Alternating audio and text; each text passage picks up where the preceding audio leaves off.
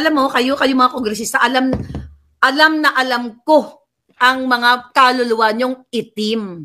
You are not there for the Filipino people. You are there for the people's money. Dahil wala kayong puso, wala kayong utak na matino. Kayo dapat mag-undergo sa lahat ng pagsusuri, pati hindi lang utak ninyo. Ipacheck nyo yung puso ninyo dahil ang puso ninyo ay burak. Walang dugong pula, kundi burak, itim, may mga tinik pa. Ganyan kayo kawalang hiya. Diba? Now, ngayon, tas si Dilima. Ano pang mga drama-drama ni Dilima? Ngayon si Dilima, nakikisaw-saw. Ano sabi ni Dilima dito? May mga drama siya recently na ano daw. Teka, ano yun? Dilima. Saan yun? Ano sabi ni Dilima? Umaya tayo kay Escudero. Okay?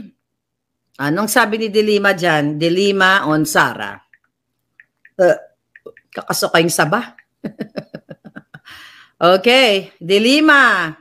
Ano sabi ni Dilima? Sabi niya, ano sabi nito? Ito. Okay, basahin natin dito. Sabi ni Dilima, ito ba yan sabi niya? BP Duterte says she daydream cutting off yung Julo ni Marcos. Okay, sabi niya, hindi talaga tumutugma ang pag-iisip niya sa realidad. Nakakabahala, sabi ni Dilima. Wow. Nabanggit ko na iyon ay hindi literal na jajanggalin ni Inday ang Julo ni Bangag. Dilima, ano sabi mo, Inday? Inday bigatot? Siling mo, ano siling mo? Hindi talaga tumutugma ang pag-iisip niya sa realidad. Nung pumatol ka sa driver mo at nagpatsuk-tsak ka, nilantak mo yung saba niya. Naisip mo ba na wala ka sa realidad? Unang-una, Dilima, may asawa si Ronnie Dayan. Sinira mo ang pamilya niya dahil lang sa kapirasong laman na puro kulugo na ipasok sa kipay labo mo. Nasa realidad ka ba nung alam mo ang driver mo? May asawa, may anak, pero binibigyan mo ng pera ang asawa niya. Patayo ng bahay, pambili ng kung ano-anong mga anik-anik, pagkain, pang-ulam, ganyan-ganyan. Habang inuulam mo ang boto ni Dayan? Yan ba? Nasa realidad ka ba? Hindi mo pwede pagsinungaling yan. Dahil umamin ka mismo, tinanong ka ni Winnie Monsod, na bakit pumatol ka sa driver mo na may asawa, ang sabi mo, frailty of a woman. Sa salitang kanto, bigyan niyo ako ng magandang word. Sa kabilang kanto, sa salitang kanto, ay kalibugan. Ang frailty of a woman.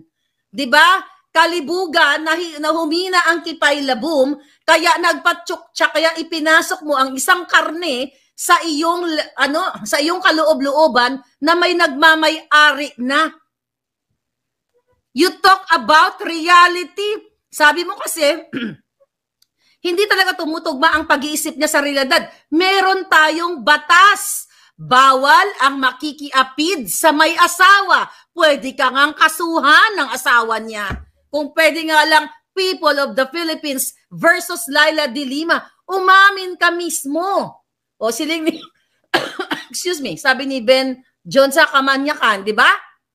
O nangatol ang imong latbi, di ba? Nangatol ang imong latbi, ginaghatag ka sang kwarta doon sa asawa ni ni Dayan, para nagpaitot-itot ka, gid, galinti ka. Di ba? Oh, yan ba ay nasa tamang kaisipan? Sige nga, imagine mo kayo may mga asawa. Sabi ni Noman is an island, bisong-bisong, why hugas ang latbi? Sila ni siya. Di ba mga Ilonggo, dira, mga Bisaya, nga naman. Di ba ang latbi ni mo? Ha? You talk about alam mo kasi, ito si Dilima dapat dito ito pinagpapatulan Di ba? Dahil ito'y napatunayan naman na yung kanyang kaalpututot. Okay? Ano sabi mo pa? Sabi siling niya, I honestly believe that VP Sara is a bit unhinged to say things as throwing the body of a man out of the sea and imagining to chop off the president's Julo. Bawang diputar, Nung unang panahon, sinabi mo rin yan. Nung 2017 na gusto niyong hukayin ang bangkay ni Marcos Sr. Ano ngayon? Nakalimutan mo na? Nung sinabi mo? May mga article. Hanap nga kayo. Ano sinabi niya? Hanap tayo ng article. Ang artikulo. Artikulo 4.4. Okay. Sige, tapusin na muna natin to. But anyway, in 2017, okay? 2016. Nung pumayag si Pangulong Duterte, ito kasi ito si PRRD may kasalanan. Yung palubong-lubong paabi ang mga traidor. Tanigin na haboy nyo lang sa West Philippines noon pa. But anyway, ikaw Dilima, ha? Lumantak ka na lang ng saba. Kaysa magdadadakdak ka dito. Imagine from anti-Marcos na dapat, tingnan nyo kayo mga palangga. Kayo, alam mo palangga, kung kamutanan nga mga dilawan, nga mga supporters, di ba la, akig na akig ka mo sa akon, dinagambal ka si Marlica na Marcos supporter ng diktador, ng kawatan. Totoo naman. Dapat nga palangga, magkakampi na tayo ngayon eh. Pero ngayon, tingnan yung sinuportan nyo si Dilimang lumantak ng kulugong, sabang may kulugo. Puring-puri na si Marcos. Blessing daw si Marcos sa Pilipinas. Bakit? Kasi tinulungan siya ni Lisa Tanas. Kasi nandyan si Paquito Ochoa sa bilat ni Lisa. Kaya sila nakakawala sa kanilang mga kasalanan. Kaya ang mga pulboronic nakakalabas lahat, napapawalang sala. Sasabihin mo, Dilima, na unhinged o natanggal yung tornilyo. Ulitin ko nga yan. Kailan pa kumabit ang tornilyo mo? The moment nga nagbuka ang imo nga latbi, nagbuka ang imo nga latbi, kagin pasulod mo ang kadiring di ba? Ang kadiring sabang kologista ni Ronnie Dayan, tanggal na tornilyo mo. Dapat na sumira ka ng buhay ng may buhay, asawa ng may asawa, tanggal na ang tornilyo mo. May kaso ka pa dapat eh. Pagbuka mo pa lang sang latbi mo, day, wala ka na sa katinuan. Bakit ka? May padasal-dasal pa kayo mga linti. Kamo, dasal-dasal, Lord. Pero ang latbi, nagabuka-buka, isyot ang kulugo ni Dayan.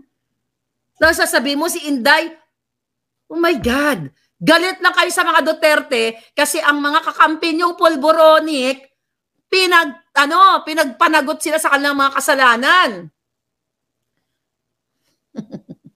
Sabi ni Palangga, ang latbi niya may kalboro. Linte, Ferdinand Palmones. Junel, alam mo dapat kasi pag may record ka ng pagbika sang imo nga latbi, magpahimuyong ka na, manahimik ka para hindi ka mahalungkat. Dahil ikaw mismo nagsalita na ang Marcos, galit na galit kayo, nagrally-rally pa kayo mga linti ka mo. Alam mo, Dilima, nakabahala talaga nung sinubo mo yung saba ni Dayan. Kasi, well, what do you expect? Dugyot meets dugyot, di ba? Imagine mo, Dilima, Department of Justice Secretary ka. Sumayaw ka sa loob, nagbiga-biga ka doon sa bilibid. Wala kang delikadesa. At immoral ka. The moment naging gusubong mo sina imo nga latbi, ang imo bisong siling ni Palangga, na pinapasok mo ang isang driver doon na may asawa. Wala kang kredibilidad, wala kang kahihiyan, wala kang Diyos, wala kang hiya.